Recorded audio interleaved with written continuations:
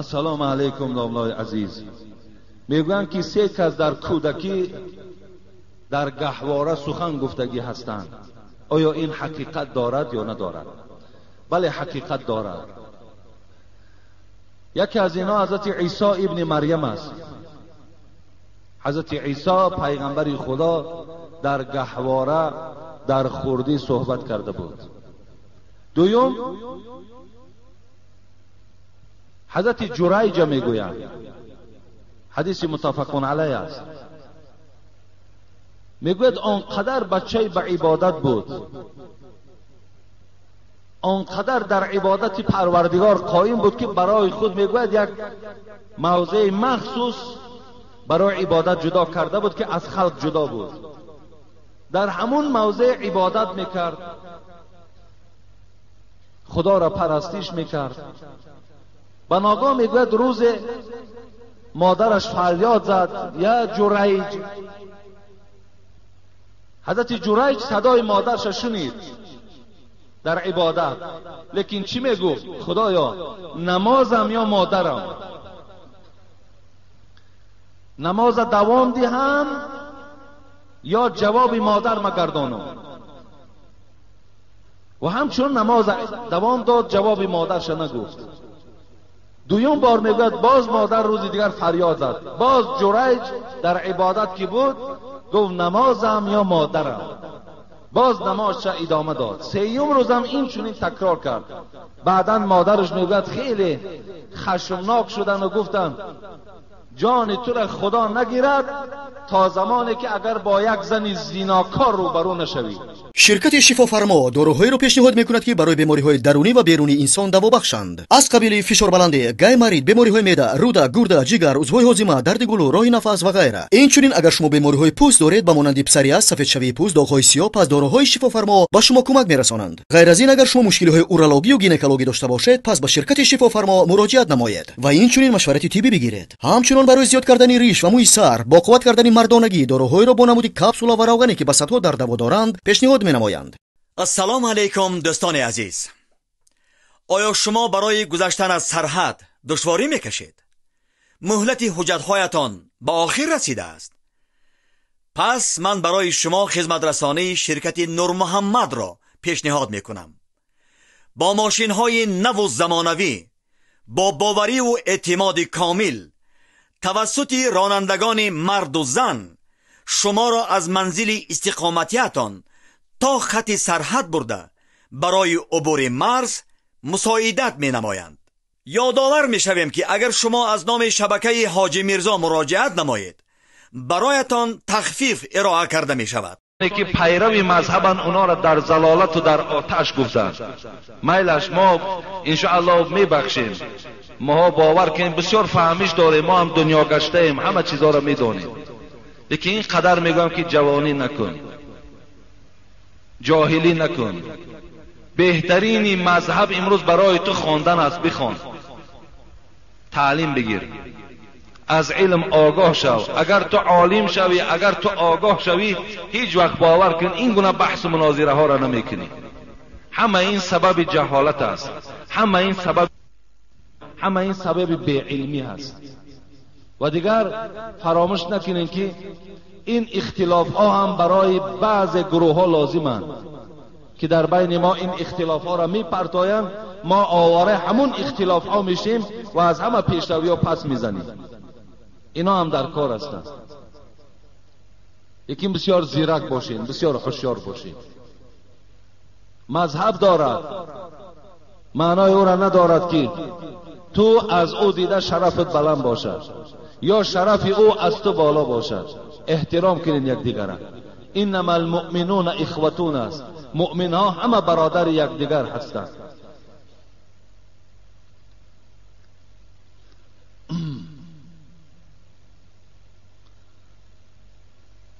در اطراف پایه ها را محض کشیدن، از بالای جوره. اگرچند که خدا رحمت کند یک کتاب من نو از مفتیات گرفتم، از چاپ زاهدان است، به نام بدعت. نام کتاب بدعت. در همون بدعت، در همون کتاب آمد است که سفیان ثوری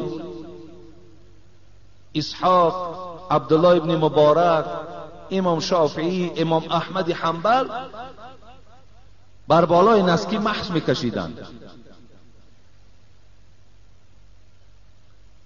لیکن حضرت امام ابو حنیفه و دیگر پیروان او که وقتی دیگر گنجایش نمیدهد هر کدامی را من نامش برای شما خوانم، اونا گفتن همون جوربی که حبیب خدا بالای اون محض کشیده بود، این جوربهای تنوکی که امروز گویم همین چولاچنی فابریکا میبرارد این نیست گفتن، بلکه اون جوربهای غوث بودن، جوربهای از چرم بودن. اینا حضرت امام ابو حنیفه و پیروان او به این رفتن که اگر همچنان جورب غوث باشد که با او قوت سفر باشد، 3 روز قوت، مسح بالای وی کشان درست است. بعض بندگان خدا به مسحش رفتن، بعضی هاش گفتن نه این گونه باشد، این گونه در محض کشید. ما وقتی در خارج تحصیل میکردیم، در پهلوی من بالای نسکی و بی نسکی و همگیش بود، نه محض میکشیدن، لیکن ما با او چقه نمیشتیم، کارم نداشتیم. ما میشستیم، اونا پروای ما هم نداشتن. خدا کنه که همین خیلی فهمیشای بیدار برای ما نصیب کنه. لیکن امروز که پیروان مذهب در تاجیکستان ما که همگی خیلی زیاد هستند و همگی گویم که پیرو مذهب هستند و همینا که گویم در فقه حنفی که اجازتش به این طرزی که من گفتم رفته است، بگذار پایهاش را شستن گیرند. شما چی جای جنگ و جنجال میکنید؟ و با شستن پای وی گناهگار نمیشود که.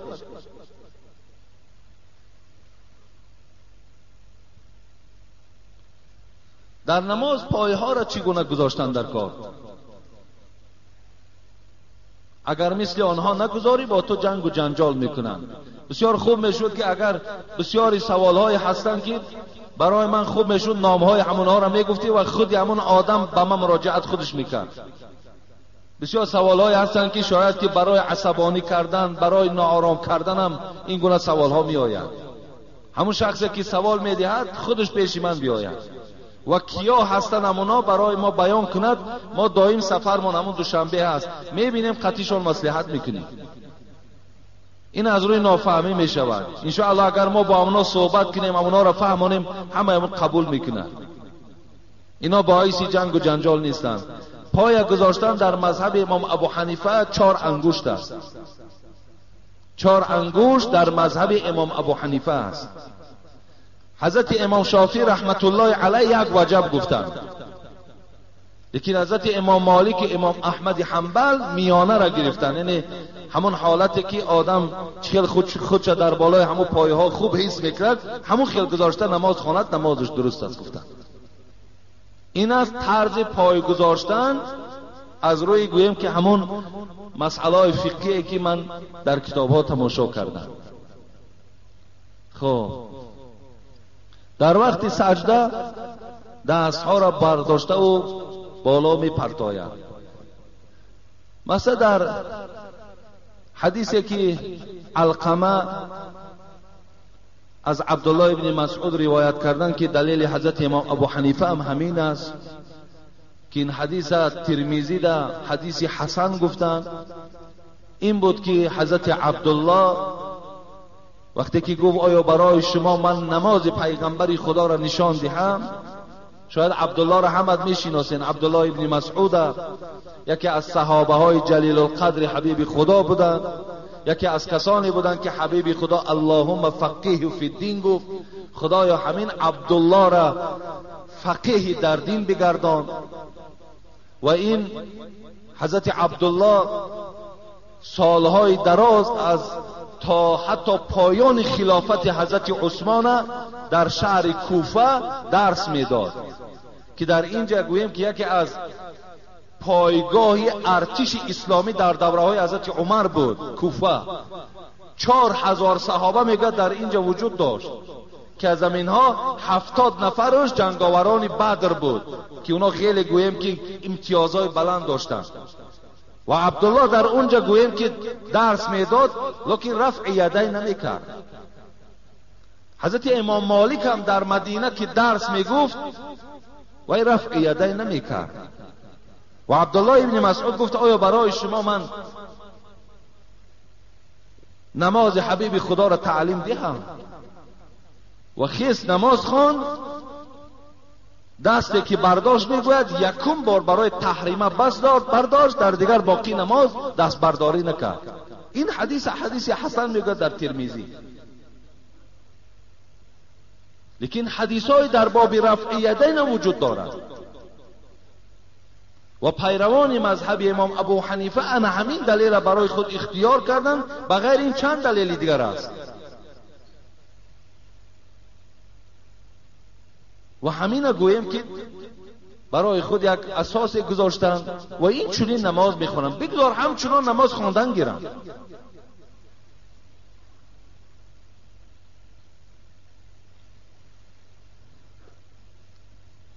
در وقت دعا آمین نمی کنند و میگویند که پیغمبر هیچ وقت با همراه اصحاب یک دعا دعا کرده بود. در روایت طبرانی یک روایت میارند در این باب که حتی ابن ماجه هم، سنن ابن ماجه هم در خانه دارم دیروز دیدم، در همونجا هم یک روایت میارد که حبیب خدا دستهاش می برداشت، دعا میکرد و دستهاش در رویش می مالید. و یک روایت میارد از یکی لشکرکش های که وقتی که میگوید برای جنگ کردن میگوید به یک منطقه رفتن و در بین همون جنگاورها گو من از پیغمبر خدا شنیدم که اگر یک کس دعا کند و باقی مانده ها آمین گوید البته همه وقت فتح و ظفر نصیب او می شود. و میگوید دست برداشت و همگیش آمین میگفتند که خدایا ما را از جمله شهیدان بگردان، از جمله غالبان بگردان. همین زمان بود میگوید که اندک بد همون سرلشکر روم آمده در زیر پرده همین لشکرکش میگوید داخل شد. خیلی بعضی روایت ها میارن، لیکن همه اینها را صاحب فقه السنه سید سابق میگوید که هر یک حدیثی که در باب مالیدن روی آمده است از راه های زیاد آمدن کلش ضعیف است. لیکن فقه السنه سید سابق میگوید وقتی که اگر روایت ها از حدیث های ضعیف زیاد شد حکم حدیث حسن میگیرد. یعنی شما میتونید در فقه السنه تماشا کنید. و همین رفع یدین صاحب فقه السنه سید سابق حتی سنت نگفتن، گفتن مستحب است. پس معلوم شد است که همین سید سابق هم در اطراف گذاشتن دست بالای ناف یا زیر ناف همون کتابش هم یادآور می شود که در دوره های رسول اکرم بعض شخصیت ها زیر ناف می گذاشتن، بعض شخصیت ها بالای ناف می گذاشتن، هر خیل می گذاشتن. پس معلوم شد که نماز هر خیل می خواندن. پس جنگ و جنجال برای چیست؟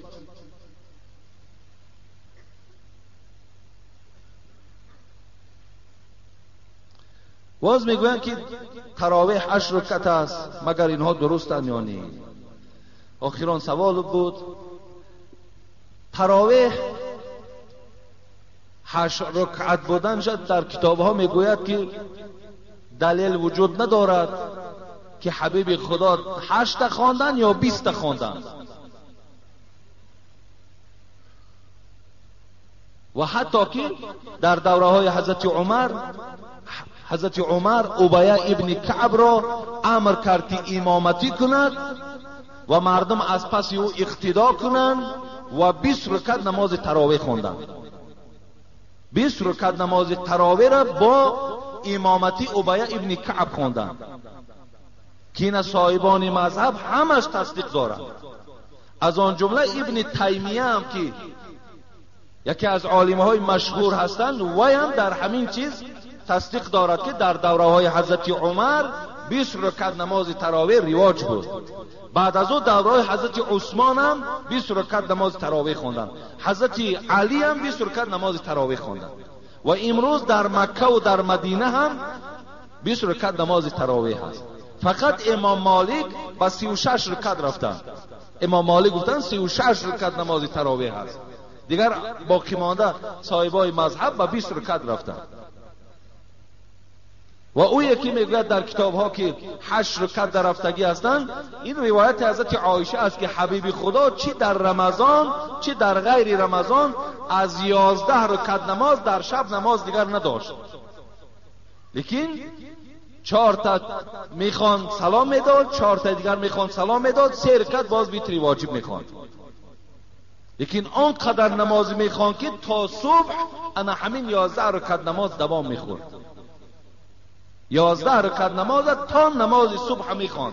برای همین است که بعضی‌ها سوال میدن که بعد صبح خواب کردن درست است، سنت پیغمبر است؟ بله سنت پیغمبر است، اگر مثل پیغمبر تا روز اگر تو شب زنده داری کرده باشی. وای شب زنده داری میکرد از قسم صبح تا نماز فرض قائم شدنش یک کمی خواب میکرد، بعد از اون میآمد فرض جماعت میکردن.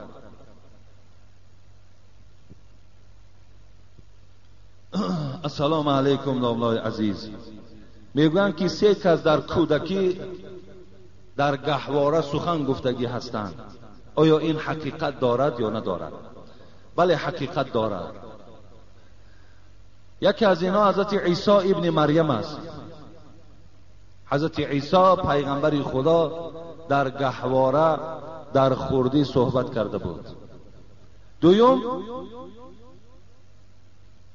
حضرت جریج میگویند، حدیث متفقون علیه است، میگوید آنقدر بچه به عبادت بود، آنقدر در عبادت پروردگار قائم بود که برای خود میگوید یک موضع مخصوص برای عبادت جدا کرده بود که از خلق جدا بود. در همون موضع عبادت میکرد، خدا را پرستش میکرد.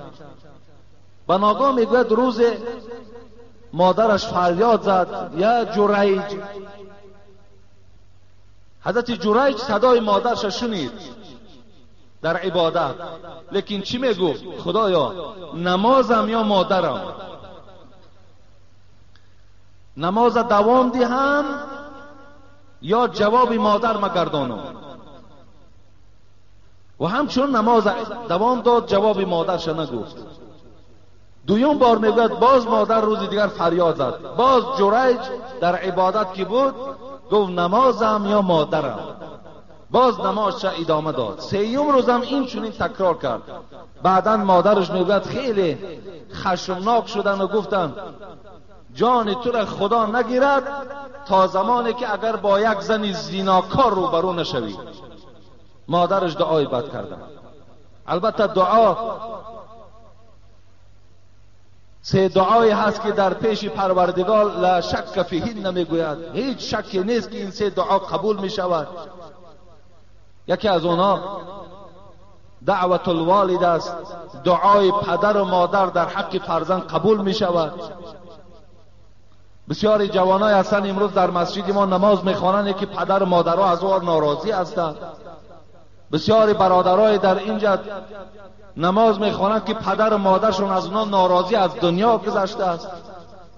بسیاری نمازخوانای هستند که فکر میکنن به همین نماز جمعه تمام ما جنت از خود کردیم، دیگر احترام پدر و مادر شرط نیست.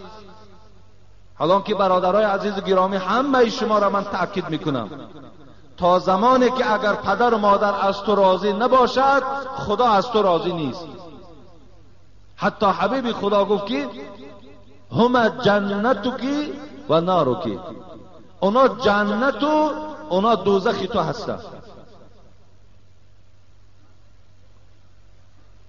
بعدا میگوید یک زمان سپری شد که در همون دوره های جریج یک زن بینهایت میگوید زیبا بود، به حد حسن و جمالی به اندازه داشت و در حال دعای مادر که در نزد خدا قبول شده بود مصلحت کردن که من با همین جریج زنا میکنم تا که او را شرمنده کنیم. گفتن میلش. وقتی که این زن نزد جریج آمد و جریج که در عبادت بود، هرچی خودش را زینا، هرچی خودش را زینت میداد، هر گونه رفتارهایی که میکرد، گویا که جریج از طفیل انسان نباشد. برای او هیچ اینا زینتی نداشتند، برای که در وجود او ایمان بود، خدا ترسی بود. امروز زنها و پیش شما نه که بلکه شما برای زنها حرکت دارید. ولی من کجا گویم که وقتی که زنها و پیش شما بیایم، باور کن شاید از 10 نفر شما 9 نفر شما به سوی زنا روید. این خدا دانا هست. وقتی که وای حسن و جمال داشته باشد، وقتی وای پول داشته باشد و پیش بعضی از شخصیت ها آمده و خودش یک گویم آرا و تارا دهد، خدا دانا هست. باور کنین ما و شما در همین گناه می لغزیم. امروز خیلی زنا هم رواج یافته است. این سوال آمده است که من رفیقای دارم که در همین مسجد می نشینند لیکن نمازاشون هم می خوانند، بازم این زنا میکنند. این چه عبادت است؟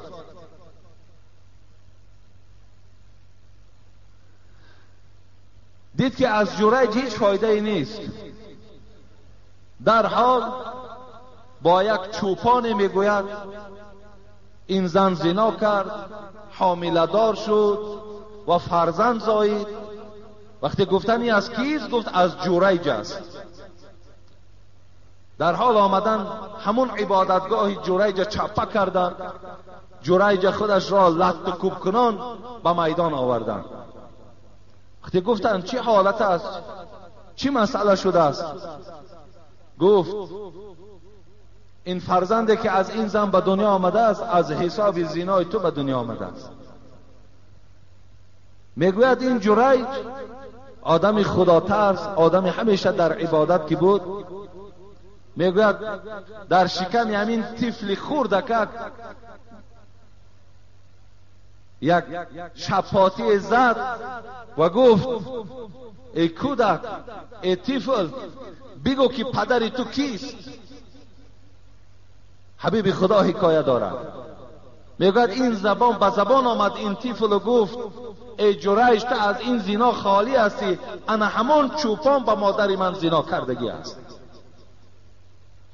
این دویم طفل هست که کودکی که در آوان خوردی زبان کشاده و اثبات کرد که جریج از زنا خالی هست. سوم کودکی که در حدیث میگوید سخن گفتگی هستند، باره میگوید یک مادر کودکی خودش شیر میداد، بناگاه به پیش مادر میگوید یک بالای اسب یک مرد خیلی با سکه و با صورت بسیار سر و لباس تازه داشتگی گذشت. این مادر که این اسب زیبا را بالای او این مرد دارا را که دید، شاید که آدم دنیا دوستدار بوده است، مثل بعضی از اکثریت بندگان خدا که امروز تمام هستی ما در دنیا بخشیدگی هستیم. در حال دعا کرد این مادر که خدایا، گفت همین طفله که مرا گفت مثل انا همین مرد بگردان. این طفل میگوید وقتی شیر میخورد در حال میگوید پیستان مادر را خلاص کرد و گفت خدایا مرا از جمله همین مرد نگردان. و در حال میگوید باز شیر شب دوام دادن گرفت. این زمان میگوید وقتی این مادر حرکت کرد و رفت نگاه کرد که یک غلام بیچاره را میزدن و میگفتن که تو دزدی کردی، زنا کردی، تهمتش میکردن. این مادر میگوید وقتی که حال این غلام دید گفت خدایا، گفت این بچه مرا مثل همین نگردان. گفت این کودک میگوید دویم باره باز زبان کشاد و گفت خدایا مرا از جمله انا همان گردان. این سیوم کودکی که بود زبان کشاد و سخن راند. محدثان میگویند چرا که این کودک گفت از جمله وای مرا نگردان و از جمله این بیچاره که در عذاب بود از جمله این گردان. میگویند مراد این بود که آن مرد که بالای اسب سوار بود، سر و فرمه خوب داشت و بسیار ظالم بود. این کودک وای شناخت، گفت خدایا وقتی دعا کرد مادرش نفهمید که وای ظالم است. کودک که فهمید گفت خدایا مرا از جمله ظالم نگردان. لیکن اون بیچاره غلامی که با تهمت وای از زیناکار و دزد گفته بودند، کودک فهمید که وای دروغ است، تهمت است، گفت خدایا مرا از جمله وای بگردان. این سیوم کودک بود که در حالت کودکی سخن گفتگی بودند. السلام علیکم داملای مهربان، آیا شب گرانیدن مرده جایز است یا نه؟ بله، شب گرانیدن مرده جایز است. حتی که در روایت ها میاد که حضرت ابوبکر شب گرانیدگی است. در روایت ها میاد که حضرت علی، حضرت فاطمه را هم شب گرانیدگی هستند. و این خاطر اگر ما شب هم که مرده ها من برده گرانیم، اینم جایز است. فقط شرایط در کار، فقط همون حالت های گرانیدن اگر برای ما گویم یک روشنی باشد، شرایطاش باشد، گرانیدن در شب هیچ زلل و زیانی ندارد. السلام علیکم داملای عزیز، شما گفتید که با معلمان رابطه زیج دارید. من هر روز با مادرم جنجال میکنم که خواهرم با سر و لباس مکتبی به مکتب نرود، زیرا که با کرته سفید مردانه و یوبکه دختر به بلاغت رسیدگی را ممکن نیست. آیا شما با معلمان در این باره سخن نمیگویید؟ التماس دعا کنید که خواهر ما صاحب ستر و حجاب شود. در اصل وقتی که امروز ما همین کوچه ها را میگذاریم، میبینیم دختر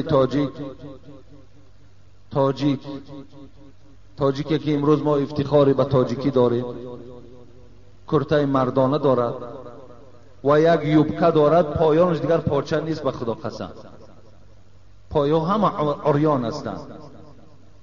اینا مکتب هم نمیخواهد، این همون پدر و مادر خودش خواسته ایستاده است. این ریزاگی همون معلم هم نیست که همون دختر ما و شما گویم همین رانهای پاش قسم پایان همه در میدان باشد. همین را معلم هم نمیخواهد باور کن. همون معلم هم برادر ما و شماست، همون معلم هم مسلمان ما و شماست. این همون بعض پدر و مادرهایی که اهمیتی به فرزند نمیدن، همونا خودشان میخواهند. حبیب یک یوسف خرزاوی را خدا رحمت کنه در کتاب حلال و حرامش میگوید، یک شاعر عرب گفته است کل الحوادث مبدأها من النظر و معظم النار من مستصغر شرر. بین میگوید که هر یک حادثه را سرشویش از نگاه کردن سر میشود و هر یک آتش بلندی که میبینین اولی همون از یک آتش خرد سر شدگی بود. نظرتون فابتسامتون فسلام فکلام و موعید و لقاء. دیگر شاعر عرب میگوید. ببین میگد آخران وقتی که با دخترها شما صحبت میکنین، با آواز سلام میکنین، اونا را در آغوش میگیرین، با اونها جای ملاقات اعلان میکنین، اولی همون سرشویش از کجا بود؟ نظرتون، از نظر کردن. وقتی شما نظر کردین، الکی شما تصور کنین که در دل دریچه دارد، در حال همون نظر شما پیغام های شهوانی را به دلتان میارد. برای همین برادرای عزیز و گرامی، هیچ کدام ما و شما باوری دارم، باوری کامل دارم، نمیخواهیم که دخترای ما و شما بیراهگر شوند، دخترای ما و شما را بچه‌های بیگانه استفاده برند، بلکه ما میخواهیم که این دخترهای ما آینده صاحب شوهر شوند، صاحب بچه‌های خوب شوند و این تاجیکستان زیبای ما را آباد کنند. این ما میخواهیم. برای این مقصد در رسیدن دخترها را از پوشیدن این لباس‌ها منع کنید، از پوشیدن این لباس‌ها منع کنید. وقتی که تصور کنید پیش بری اونها نمایان، پایهای اونها نمایان، هر یک شخص بیننده خودش را چه تصور میکنه؟ خودتان در جای همون نظر کننده تصور کنید، البته آرام نمیمانی دیگر.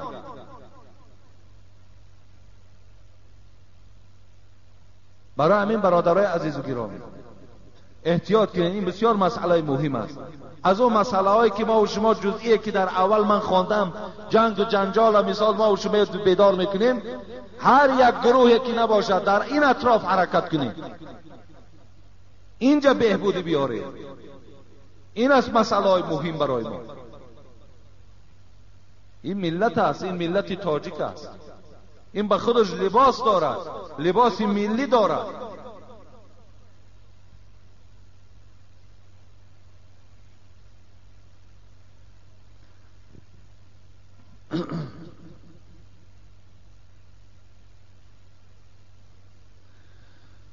اینجا بعضی سوال‌های دیگر آمده است، بحث‌های زیاده طلب می‌کند. ان شاء الله من اینا شد جمعه آینده برای شما معین میکنم که بعضی برادرها سوال کردند در اطراف توی صحبت کنید و بعضی برادرها دیگر مسئله ها. اینجا یک آدم دیگر هم خیلی یک مکتوبی غم انگیز نویساندن که من میخواهم جمعه آینده همین خوانم که این برادر ما از ما خواسته است که سوال: ای بهترین داملا حاجی میرزا، از یک پدر بسیار غمدار در 14 سال حیاتم صاحب یک فرزند شدم، یعنی بچه شدم و زمان تولد مادر این بچه از سر فرزند رفت. خیلی عذاب داشتم، لیکن غم و دقتم را با این فرزند بی مادر خاموش میکردم. این غم کم در یاد فراموشی بود که این بچه هم در سن 10 سالگی از بیماری گذشت. بسیار غمدار هستم. برای دلبرداری هم چیزی بگویید که از 300 کیلومتر راه دور برای شما این مکتوب روان کردم. ان شاء الله من جمعه آینده برای دلبرداری این برادرم یک چند قصه هایی که صبر در راه غم و دقت است بیان میکنم. امروز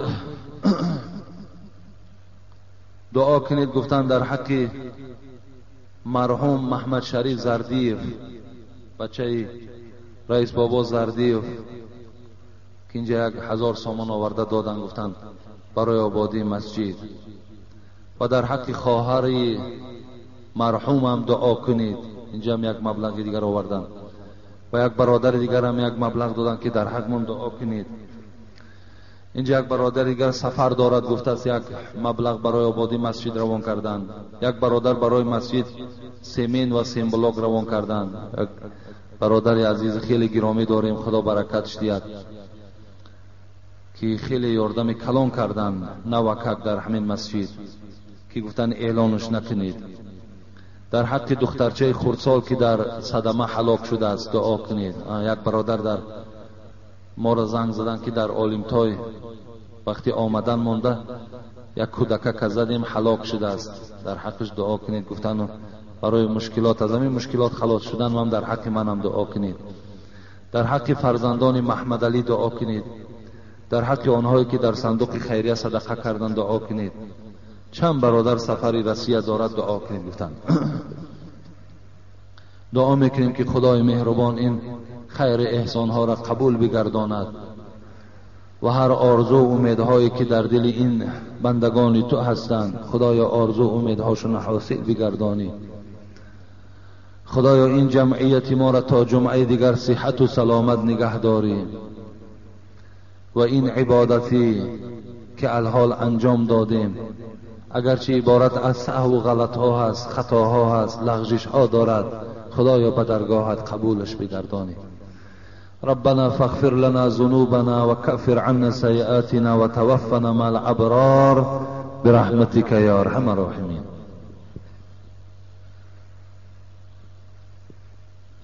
برادر من داملا عبدالعلیم هم در همین